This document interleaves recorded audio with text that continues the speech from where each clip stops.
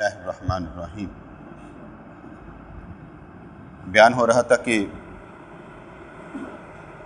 مسنوی میں حضرت مولانا روم رحمۃ اللہ علیہ فرما رہے تھے کہ ایک سپیرا پہاڑ کی جانب گیا تاکہ وہاں سے سانپ پکڑ کر لائے،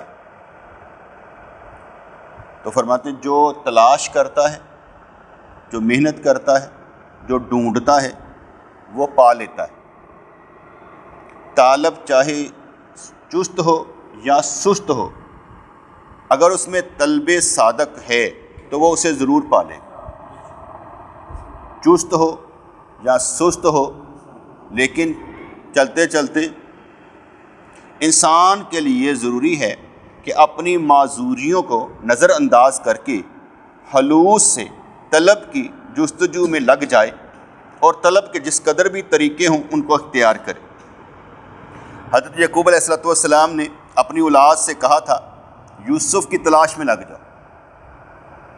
بھائی کو جب خود ہی بیچ باچ آئے، کنویں میں پھینک آئے، تو باپ نے کہا یوسف علیہ السلام کی تلاش میں لگ جاؤ اور کبھی اللہ کی رحمت سے مایوس نہ ہونا۔ اپنے محبوب کو تلاش کرنے میں خوب کوشش کرو۔ اگر محبوب کی خبر دینے والے کو جان بھی دینی پڑ جائے تو مادہ ہو جانا چاہیے۔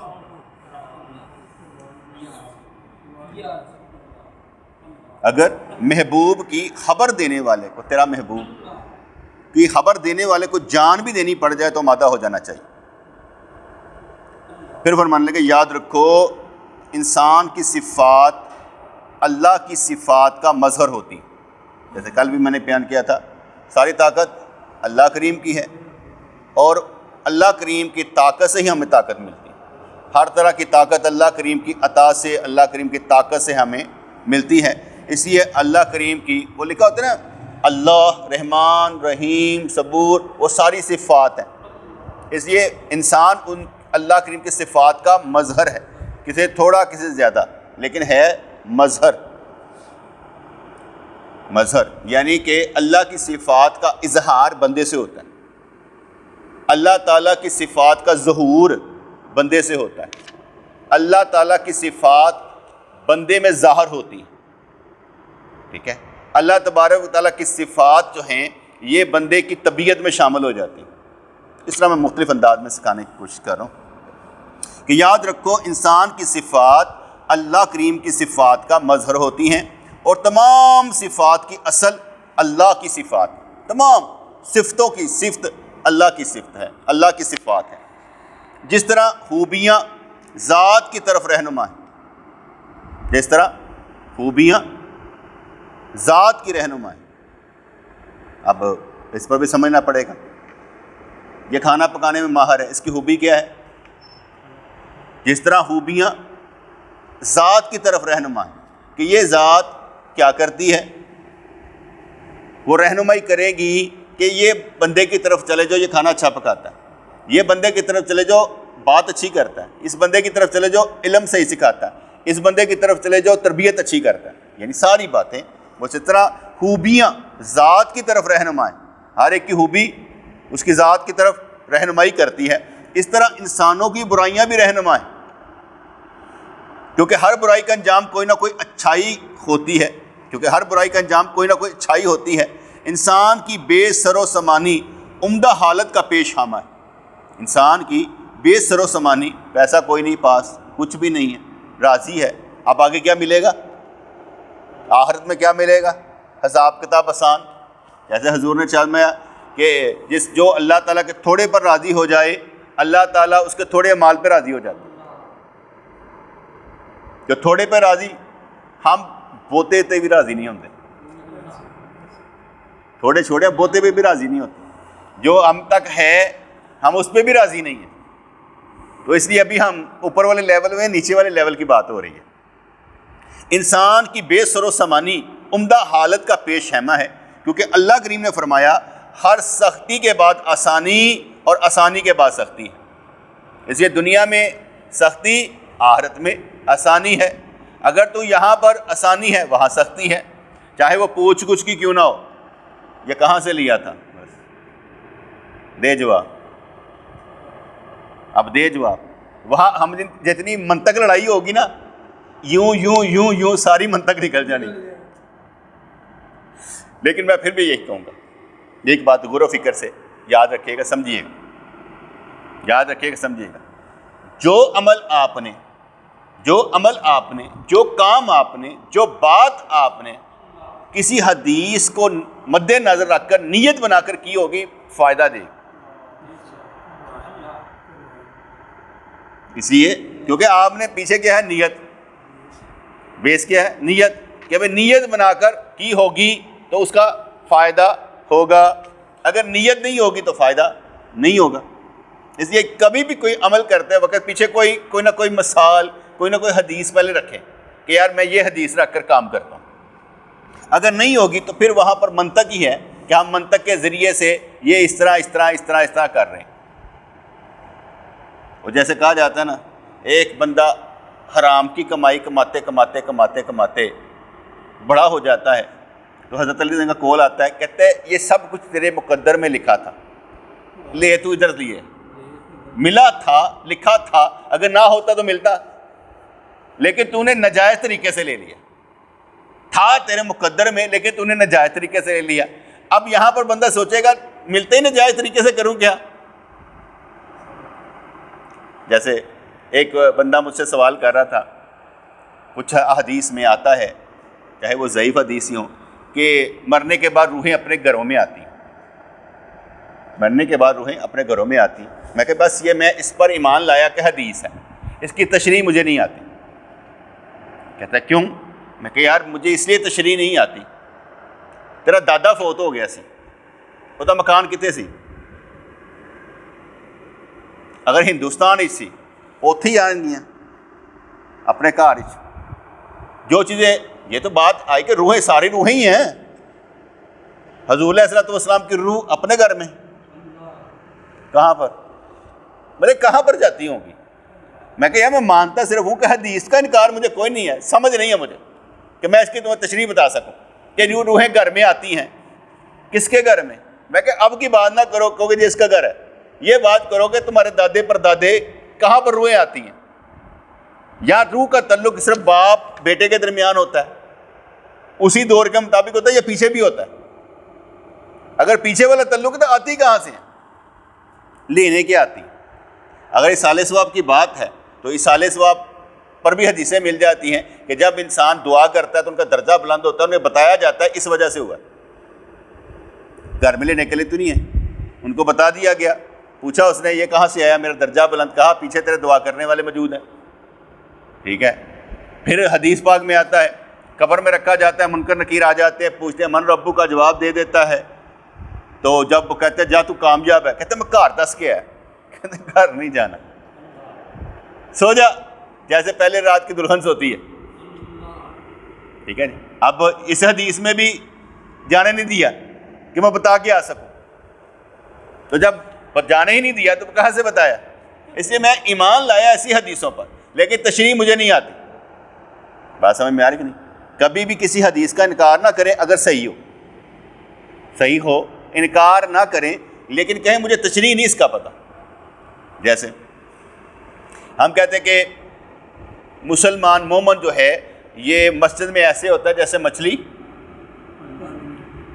ٹھیک ہے، یہ کوئی حدیث نہیں، یہ قول ہے، حدیث نہیں ہے.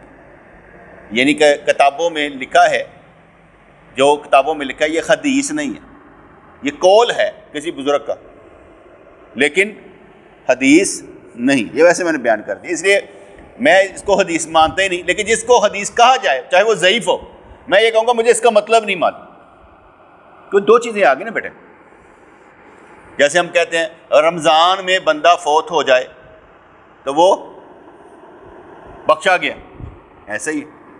اب فقہی طور پر دیکھیں، وہ بندہ روزے رکھتا نہیں تھا، اور فقہ یہ کہتی ہے ہماری کہ اگر کوئی بندہ مر گیا روزے نہیں رکھتا تھا تو اس کا فدیہ دو کہ جتنے روزے اس کے قضا ہوئے ہیں اس کے فطرانے کے برابر ایک روزے کے پیسے غریب کو دو، تاکہ اللہ کریم اس پر رحم کھائے اور اسے بخش دے. اور یہ عمل کیا ہے؟ مستحب. اگر بخشا گیا ہے، فقہا کیوں یہ کہہ رہے ہیں فقہا یہ کیوں کہہ رہے ہیں نماز کا کفارہ دے بھائی، کیا ایک فطرانے کے رقم کے برابر ایک نماز دے. اگر بخشا گیا ہے تو کہہ کیوں رہے ہیں؟ جو بات سمجھ میں آیا کہ نہیں آئی؟ کیونکہ اگر کہا جا رہا ہے بخشا گیا تو پھر تو بات ہی ختم ہوگی نا، پھر تو ان چیزوں کی ضرورت ہی نہیں ہے. ہاں اگر کہا جائے نیک بندہ تھا رمضان میں فوت ہو گیا تو ٹھیک ہے، نیک بندہ تھا رمضان میں فوت ہو گیا، پہلے ہی نیک تھا، وہ پہلے ہی نیک تھا. اب حدیث پاک میں آتا ہے جس نے رمضان کے روزے پائے اپنی بخشش نہ کروائی جہنم کی طرف چلا گیا. وہ رمضان میں روزے رکھ نہیں رہا، رمضان میں مر گیا تو بخشش ہو گئی. کیسی بات ہے؟ تو بات سمجھ میں آئی کہ نہیں آئی؟ اس لیے فضائل کی باتوں کو فرائض کے اوپر لے آنا گناہ ہے. فضائل یعنی فضیلت کی باتیں اتنی زیادہ کر کے فرض کو نیچے چھوٹا کر دینا، یہ ہماری نظروں میں فرض چھوٹا کر دیا اور فضیلت کی باتیں بڑی کر دی. یہاں پر فرماتے ہیں کہ انسان کی بے سر و سامانی عمدہ حالت کا پیش خیمہ ہے، کیونکہ اللہ نے فرمایا ہر سختی کے بعد آسانی اور آسانی کے بعد سختی ہے.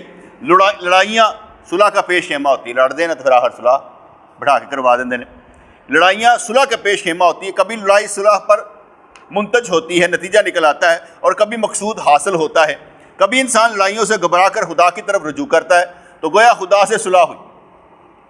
کبھی بیماری اللہ کی طرف لے جاتی ہے، ٹھیک ہے، کبھی بے سر و سامانی اللہ کی طرف لے کر آ جاتی ہے.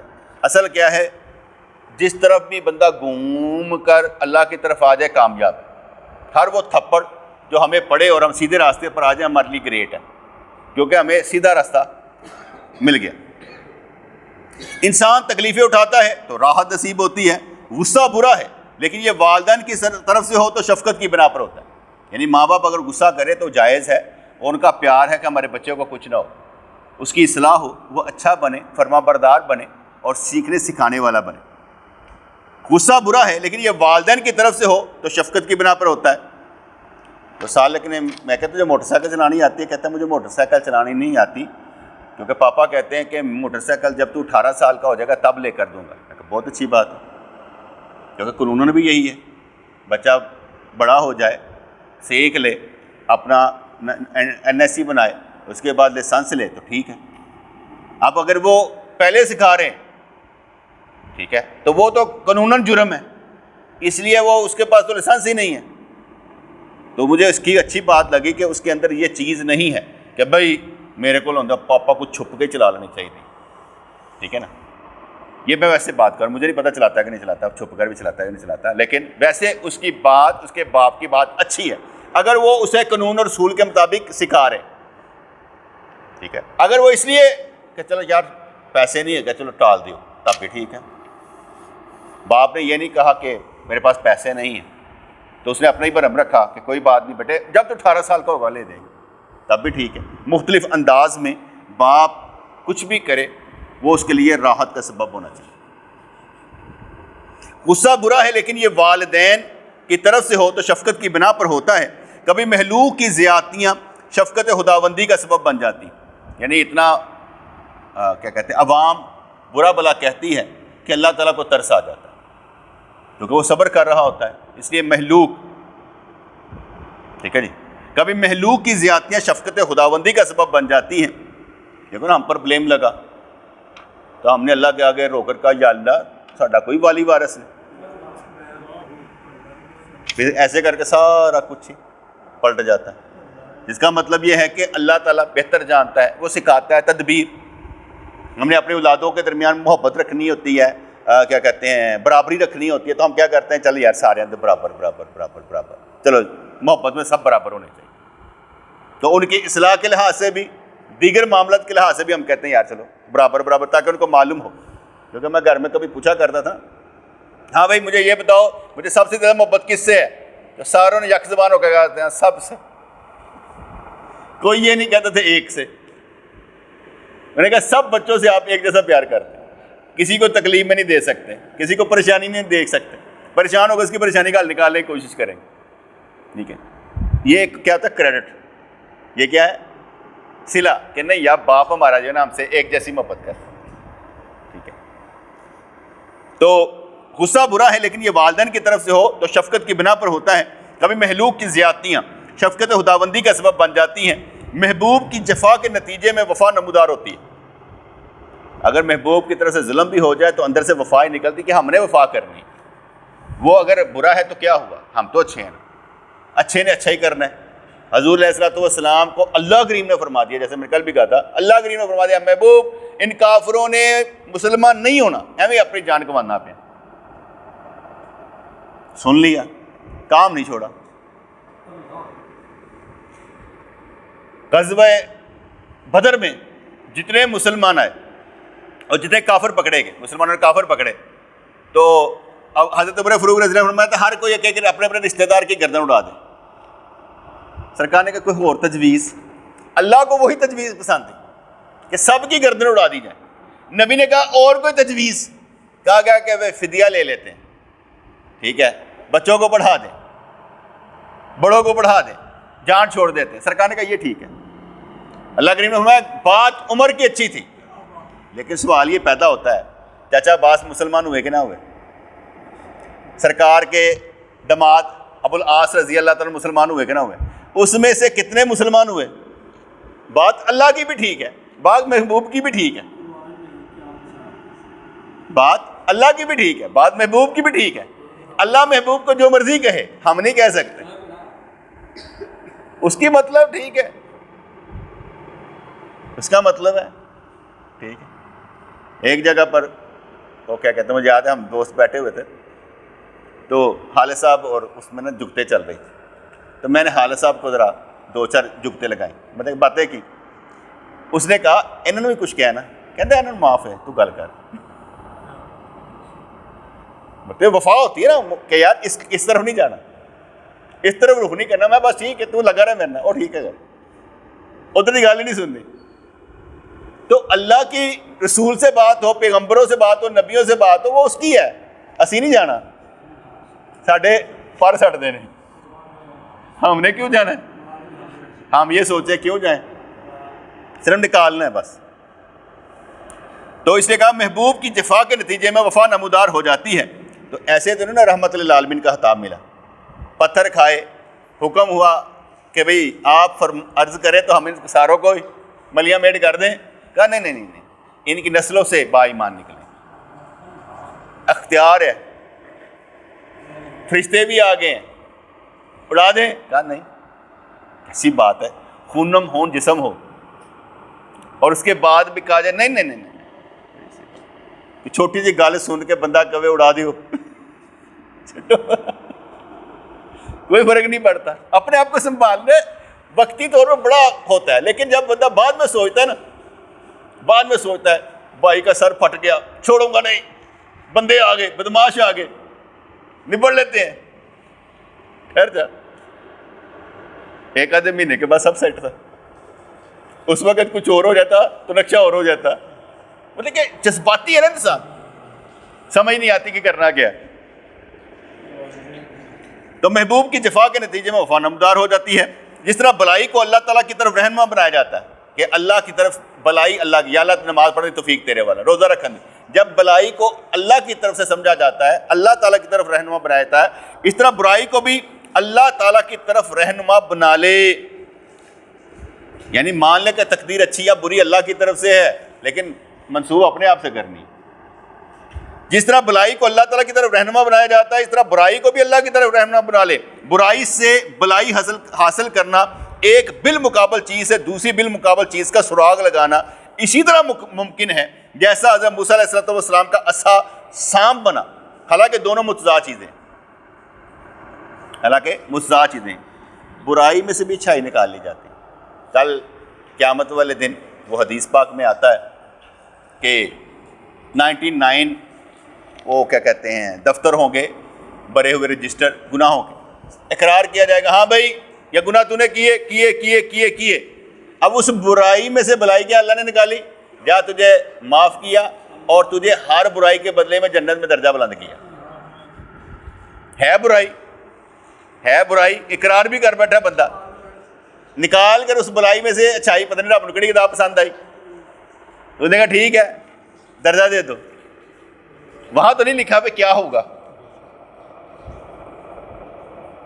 اللہ تعالیٰ سے تعلق ہوگا نا, بڑا مزہ آئے گا.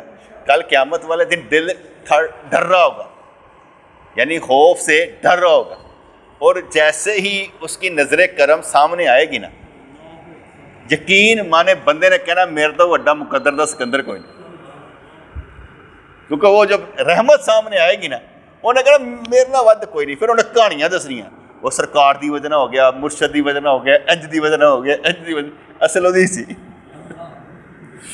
اصل اسی کا تھا. اسی نے کیا کرم, نکل گئے گرداب سے, اور پھر کہا کہ نہیں انج انج انج انج, وہی ہے سارا کچھ. تو جیسے حضرت موسیٰ علیہ السلام کا سانپ بنا, حالانکہ دونوں متضاد چیزیں ہیں, اسی طرح اس عالم کی دوسری چیزوں کو بھی سمجھ. سپیرے نے سانپ تماشے کے لیے پکڑا, حالانکہ وہ سبب ہلاکت ہے. سانپ کاٹتا ہے لیکن انہوں نے کہا میں تماشا لاواں گا, پیسے کماواں گا. سپیرے نے سانپ اس لیے پکڑا کہ وہ لوگوں کو دکھا کر حیرانی میں ڈال سکے, اور یہ اس کی نادانی تھی. جس طرح پہاڑوں میں سانپ ہوتے ہیں, اس طرح خود انسانوں میں برے اخلاق کے اژدہا موجود ہوتے ہیں. اندر بھی ساڈے سانپ پکڑ جہے دوسروں ڈنگ مار دیں, سر پتہ نہیں لگتا. کہتے ہیں زبان میں ہڈی نہیں ہوتی مگر سر پھاڑ دیتی. یہو جی گل کرتے ہیں کہ بندہ دماغ جڑا گرم ہو جاتا. اس لیے زبان میں ہڈی نہیں ہوتی مگر سر پھاڑ دیتی ہے. اس لیے ہمارے اندر کئی سانپ بچھو چھپے ہوتے ہیں, جہے وقت ان فوکتا دوسرے ڈستے رہتے ہیں, اسی سمجھتے کچھ نہیں. میں ایک فکرہ بول رہا تھا دوستوں کے لیے. میں نے کہا دوسروں کا دل رکھتے رکھتے بندے کا اپنا دل اڑ جاتا ہے. تو سمجھ میں نہیں ہے, دوسروں کا دل رکھتے رکھتے رکھتے اپنا دل اڑ جاتا ہے. حوصلہ سمجھا دینے ہاں, اس کے گھر جائیں یہ بھی کہیں گا تلی سرکار روٹی کھاؤ, چوپڑی ہے گھر جاواں گے, گھر جاواں گے, میٹھا کھاؤ, یہ کھاؤ وہ کھاؤ. آخر پیر صاحب کا دل ہی اڑ جانا. دوسروں کا دل رکھتے رکھتے پیر صاحب کا دل اڑ گیا. نہیں کوئی گل سمجھ رہے. میں ویسے اور طرح سمجھایا ہے کہ کبھی بیٹی کی بات, کبھی اس کی بات, کبھی اس کی بات, اتنا پریشر کہ اپنا دل گیا. تو اس لیے دل رکھتے رکھتے ہی کام ہو جاتا ہے بندے کا. تو اینا بھی نہیں دل رکھنا کہ اپنے کام کے رباب, ذرا دھیان رکھنا. دل ہمیں تم سے لگانا ہی نہ تھا, یہ بس پیار ہے کیا ہونا ہے. سپیرے نے سانپ تماشے کے لیے پکڑا, حالانکہ وہ سبب ہلاکت ہے جو تماشے کی ضد ہے. سپیرے نے سانپ اس لیے پکڑا کہ لوگوں کو دکھا کر حیرانی میں ڈال سکے, اور یہ اس کی نادانی تھی. جس طرح پہاڑوں میں سانپ ہوتے ہیں اس طرح خود انسانوں میں برے ہلاک کے اژدہا موجود ہوتے ہیں. تو باہر والے سانپ کو دیکھنے کا کیوں مشتاق بنتا ہے؟ باہر دیکھتا رہنا ہے کہ یار وہ دیکھ تماشا لگا, کدی باندر دا تماشا, کدی کھوتے دا تماشا, پتہ نہیں کس تماشے دیکھتے دیکھے. آپ دیکھیں گے کہ فنی ویڈیو چلیں گی, فنی سیاستدان چلیں گے, فنی مولویوں کے قصے چلیں گے, اور نیچے آپ ویورز دیکھیں بہت زیادہ ہوں. جہاں بات آگاہی کی ہوگی, جہاں بندے کی سمجھداری کی ہوگی, وہاں پچھے کوئی نہیں. یہ ٹیسٹ عوام کا بدل گیا ہوا. اس لیے جب ٹیسٹ بدل جاتا ہے نا, تو عوام جو دوسرا ہوتا ہے نا کہتا میں اینو ایسے ٹیسٹ نہ ٹیم کرنا چاہتا, اسے اس طرح ٹیسٹ لا کر نہ میں اس طرح لے آؤں گا. غلط ہوتا ہے. اپنا ٹیسٹ برقرار رکھے نبیوں والا, اس ٹیسٹ کو نیچے نہ لے کر آئیں. جو آپ کے محبت میں ہوگا نا اوپر آئے گا. آپ نیچے نہ جائیں کسی کے ٹیسٹ کو لانے کے لیے کہ اس طرح میں اس کا ٹیسٹ ایسے ڈیولپ کر دوں گا. نہ آپ نے نبیوں والا ٹیسٹ رکھ کے ان کو اوپر لانا. جیسے بیٹے جب ہم حج کرنے جائیں یا کہیں پر بھی جائیں تو ٹیسٹ تو وہی ہے جو میرے نبی نے ہمارا ڈیولپ کیا ہوگا. ہم وہاں پر جا کے یہ نہیں کہ جو اتنے فتوے موجود ہیں تو میں کیا کروں, اتنے لوگ موجود ہیں مختلف, میں نے نہیں کچھ نہیں کرنا, میں نے وہی کرنا جو قانون رسول کہتا ہے. اس میں سے کوئی ضد نکلے کہ دیکھوں گا حل کیسے نکل. لوگوں کو نہ دیکھیں لوگ کیا کر رہے ہیں, یہ دیکھیں کہ قانون رسول کیا ہے. تو لوگ تو بہت کچھ کرتے رہتے ہیں. تو باہر والے سانپ کو دیکھنے کا کیوں مشتاق بنتا ہے؟ تجھے کیا ہے کہ میں باہر والے سانپ دیکھتا رہوں, خود اپنے اندر کا سانپ دیکھ لے. انسان کی سانپ پر حیرانی ایسی ہے جیسے پہاڑ سانپ پر حیران ہو. انسان سپ تے حیران ہوتا ہے تو کہتا ہے پہاڑ سپ تے حیران ہو رہا ہوتا ہے. کی سپ ہے؟ پہاڑ سپ ہے. ہر ایک دوسرے کو اگر آپ کہیں پہاڑ کیسے حیران ہوتا ہے, تو حضور نے ارشاد فرمایا احد پہاڑ مجھ سے محبت کرتا ہے, میں احد پہاڑ سے محبت کرتا ہوں. پہاڑ بھی محبت کرتا ہے, پہاڑ بھی باتیں کرتا ہے. اللہ کریم نے ارشاد فرمایا اگر میں یہ قرآن پہاڑ پر نازل کرتا تو وہ بھی حشیت الہی سے پارا پارا ہو جاتا. وہ دکھا دی قرآن کی شاید وہ کوئی اگ دا آلہ تو نہیں بھاجی کہ ڈگے تو سارا کچھ پھٹ جائے گا. کیسی تجلی کہ پہاڑ پر نازل کرتا تو حکم مانے گا تو خوف خدا میں مر جاتا, پارا پارا مٹی مٹی ہو جاتا. ٹھیک ہے, لیکن جس دل پر ہوا, نبی کے دل پر ہوا, کتنا طاقتور ہے نبی کا دل کہ قرآن نازل ہوتا ہے تو وہ سہ لیتا ہے. ہمیں ایک تجلی پڑے نا, یقین مانے تو ساڑی ویسے پتا پانی ہو جانا.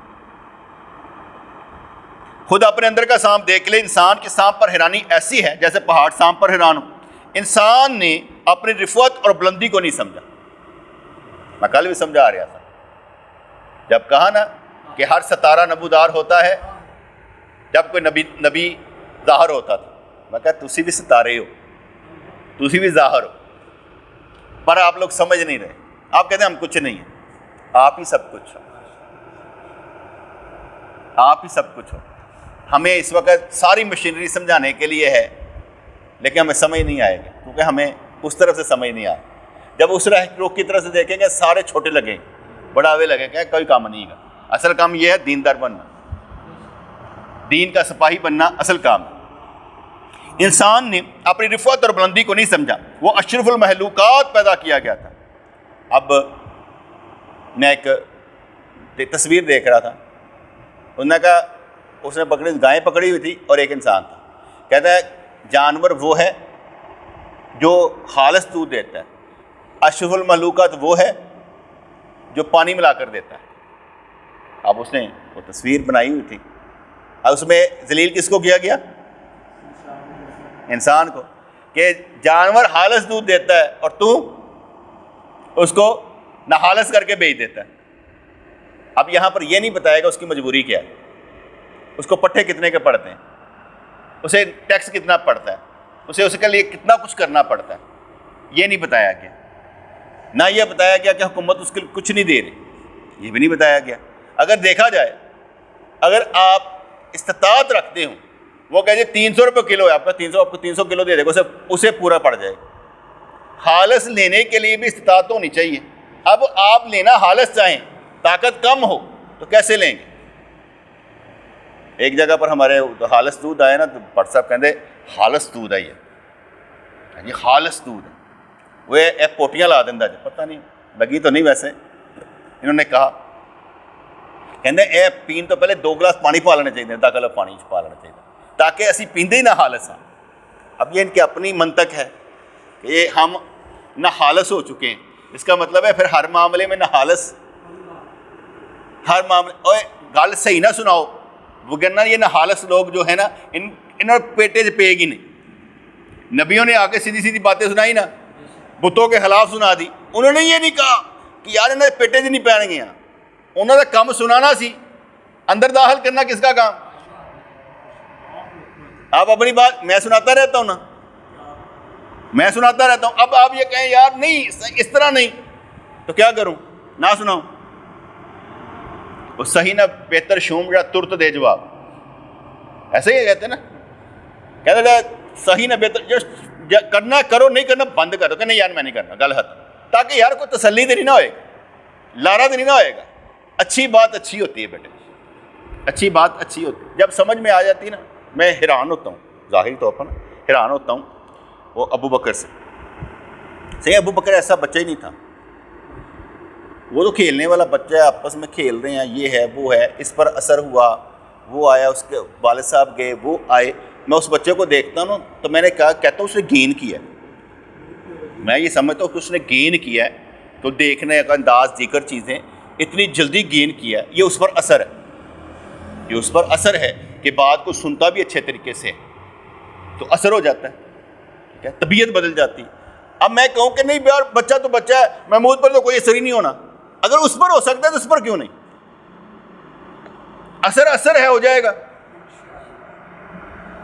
بات سمجھ میں ہے کہ نہیں ہے؟ اثر ہے, جس کا مطلب ہے کہ اثر ڈالنا کس نے ہے؟ اللہ نے. جب وہ ڈالنا چاہے گا ہو جائے گا, تو فکر نہ کر, جب ڈالنا چاہے گا ہو جائے گا. ہم ذرا جلدی میں ہوتے ہیں نا, یار انہوں نے نہیں سمجھنا,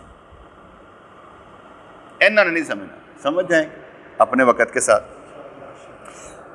انسان نے اپنی رفت اور بلندی کو نہیں سمجھا، وہ اشرف المخلوقات پیدا کیا گیا تھا لیکن وہ ارذل المخلوق بن گیا، نیچے والا صدر۔ 100,000 کائنات انسان کے اعلیٰ مقام پر حیران ہے، لیکن حیرانی کی بات ہے کہ یہ خود اپنی حماقت سے ایک ادنا مخلوق کو دیکھ کر حیران ہوتا ہے۔ یہ سپ نو دیکھ کے حیران ہو رہا ہے تو اپنے آپ نے دیکھوں کی، ہم دوسرے چیزوں کو دیکھیں یار اے دیکھ، یار اے دیکھ۔ اللہ نے جو ہمارا اندر سسٹم لگا رکھا ہے ہم نے کبھی دیکھا ہی نہیں۔ ہمارے اندر جو اللہ نے سسٹم لگا رکھا ہے نا، اگر وہ روشن ہو جائے نا تو ہمیں بھی ساری چیزیں نظر آنی شروع ہو جائیں۔ وہ اس کے لیے بڑی محنت کرنی پڑتی، جیسے ہم کہتے ہیں کاریگری ہوتی ہے نا، کسی کاریگر نے دیکھا نا انج کر کے صاف شفاف انج کر کے چیز بنا کے دینا، کہتے ہیں یار کاریگری۔ اس لیے بندہ جب وہ کاریگری میں آ جاتا ہے نا تو پھر کیا ہوتا ہے، سارا کچھ ہی صاف ہونا شروع ہو جاتا ہے۔ مشکل کام، ناممکن نہیں، مشکل کام ہے، لیکن جب وہ چاہے گا نا بس اے کر کے ہونا تو کم ہو جانا۔ بندے کہتے ہیں پتہ نہیں لگتا، دسیا نہیں جا سکتا، جیسا نہیں جانتا کہ ایک قطرہ اگر سیب میں جائے تو موتی کیسے بنتا ہے، سیب میں کیا چیز پڑی ہوتی ہے کہ موتی بنتا ہے، وہاں پر کون سے کیمیکلز ہوتے ہیں کہ موتی بن جاتا ہے۔ اگر ایک بندہ خیالی طور پر، عملی طور پر محبت سے رسول اللہ کے دل میں جگہ بنا لے تو کیا بنے گا؟ ایک قطرہ سیب میں جائے موتی بن جاتا ہے۔ سیب میں کیا رکھا ہے؟ ایک بندہ خیالی طور پر محبت کر کے نبی کے دل میں جگہ بنا لے تو کیا بنے گا؟ اب بنے گا کیسے؟ مجھے کیا پتا، جیسے وہ قطرہ بن جاتا ہے یہ بھی بن جائے گا۔ بننا کیسے ہمیں کیا پتا بنتا کیسے؟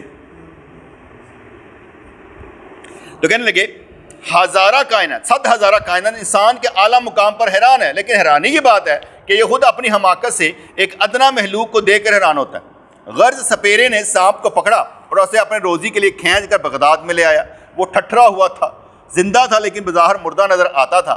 یاد رکھ، اس کائنات کی جتنی چیزیں ہیں جن کو ہم جماد مانتے ہیں وہ بھی دراصل ٹھٹھری ہوئی ہوتی ہے، اور حشر میں جب اصل سورج ان پر پڑے گا تو ان کا ٹھٹھرا پن ختم ہو جائے گا اور ان کا حصہ و ادراک نمودار ہو جائے گا، جیسا کہ اس اژدہا کے معاملے میں ہوا۔ حضرت موسیٰ علیہ السلام کی لاٹھی جو بے حصہ و حرکت تھی، جب اس دنیا میں سانپ بن گئی تو عقل سمجھ گئی کہ جمادات میں بھی حرکت نمودار ہوتی ہے۔ اگر جمادات ہے نا، جمادات حیوانات نباتات، اگر یہ جامد چیز یہ سپ بننے کی صلاحیت ہے تو باقی کیوں نہیں؟ اگر ایک بشر امام الانبیاء بن سکتا ہے تو یہ مطلب ہے وہ تو نہیں بن سکتے، لیکن یہ مطلب ہے کہ اللہ کی کاریگری سب نہ لے، وہ کچھ نہ کچھ تن بنا دے گا۔ بس وہ ذکر نہیں چھڑنا چاہیے، وہ محبت نہیں چھڑنی چاہیے، کم جاری و ساری رکھنا چاہیے۔ انسان بھی تو مٹی کا بنا ہوا ہے اور اس میں حصہ و حرکت آ گئی، مٹی کا تھا حصہ و حرکت آ گئی۔ اس طرح دوسرے جمادات کو سمجھ لو، جمادات عالم اس دنیا کے اعتبار سے مردہ لیکن عالم آخرت کے اعتبار سے زندہ ہیں۔ یہ زمین بھی گواہی دے گی کہ یہاں پر سجدے کیے گئے، زمین کی گواہی کیسی بات ہے، ویسے کہیں اس کو گواہ کھڑا نہیں کیا جا سکتا لیکن زمین گواہی دے گی۔ جمادات عالم اس دنیا کے اعتبار سے مردہ لیکن عالم آخرت کے اعتبار سے زندہ ہیں۔ جب اللہ تعالیٰ ان کے آخرت والے روح کو ہماری طرف موڑ دیتا ہے تو ان کی زندگی ظاہر ہو جاتی ہے، روح بدلنا پڑے گا۔ گل ہوں سمجھ آئی، ادھر سے ادھر ہونا پڑے گا۔ کہتے فقیری بات ہے کان میں کچھ کہنے کی، بس ادھر سے ادھر ہو گیا۔ کہتے کی ہوا ہے؟ بس ادھر سے ادھر ہو گیا۔ کوئی پھوک من بھی تو لگے، سانو بھی روشن کرے نا، ٹھیک ہے نا۔ جب اللہ تعالیٰ ان کے آخرت والے روح کو ہماری طرف موڑ دیتا ہے تو ان کی زندگی ظاہر ہو جاتی ہے۔ لوہا اسی وجہ سے حضرت داؤد علیہ السلام کے ہاتھ میں نرم ہو جاتا تھا، اور ہوا اسی وجہ سے حضرت سلیمان علیہ السلام کے تحت کو اٹھایا کرتی تھی۔ دریائے نیل نے حضرت موسیٰ علیہ السلام کی بات کو سمجھ لیا اور فرعون کو غرق کر دیا اور ان کو پار اتار دیا۔ حضور نے چاند کی طرف اشارہ کیا، وہ شک ہو گیا، وہ آپ کی انگلی کے اشارے کو سمجھ گیا۔ زمین نے قارون کو ایک اژدہا کی طرح نگل لیا، سارے اشارے تاثرین سارے اشارے بتا رہے ہیں کہ تیرے سہارے تیرے ساتھ ہیں، پر تو سہارے نو بے سہارا سمجھنا، شاید سہارے تیرے ساتھ ہیں۔ اس لیے سبب بنانے والا مسبب الاسباب سب کے ساتھ، لیکن وہ سمجھ نہیں نہ آتی کہ کس طرح، نظر نہیں آ رہا کچھ۔ کام کرتے جائیں نظر آ جائے گا، حرکت میں رہیں سمجھ میں آ جائے گا، آج نہیں تو کل سے سب کچھ واضح ہو ہی جائے گا انشاءاللہ۔ اللہ مہربانی کرے گا۔ ربنا تقبل منا انک انت السمیع العلیم وتب علینا انک انت التواب الرحیم۔ یا اللہ یا رحمان ثبتنا علی الایمان، آمین برحمتک یا ارحم الراحمین۔